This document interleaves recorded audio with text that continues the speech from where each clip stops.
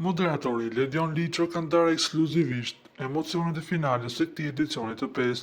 Ai zbuloi disa momente kyç duke u ndalur tek momentet e vështira dhe emocionuese. Teksa premtoi një mbrëmje emocionuese dhe të mbushur me surpriza, Ledioni zbuloi nëse do të jetë vitin tjetër në drejtimin e programit më të ndjekur në Shqipëri. Finalet janë një gërshetim i vazhdueshëm i showit dhe emocioneve.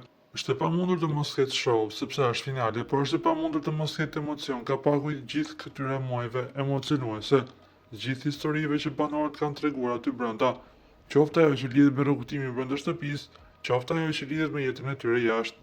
Ky spektakël, fal Zotit dhe të punës së të gjithë atyre që kanë punuar, ka qenë mjaft i balancuar mes gjithçkaje. Ka pasur çdo gjë që duhet të ketë dhe pavarësisht se është në sezonin e tij të 5, ka dhuruar pa aq lojë sa na ka dhuruar edhe ndjenja.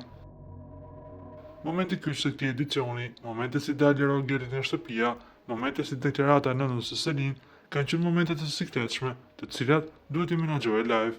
Natyrisht, që në spektakël në përgjithësi mbaj qëndrime për atë që besoj, jo për atë që janë. Njerëzit duhet ta kuptojnë një herë mirë që kjo për mua është punë, nuk është jeta ime. Një moment tjetër që nuk ka lidhje me lojën, por me emocionet, ka qenë takimi i Malit me Rahatin. Ka qenë një moment i vështirë për të menaxhuar në mënyrë të drejtë për të gjitha palët. Mua do më pëlqente gjithmonë një fitues i cili lë një shije të mirë, që mundohet ta ndryshojë botën për mirë. Ky spektakël përfaqëson një pjesë të madhe të tortës së shoqërisë.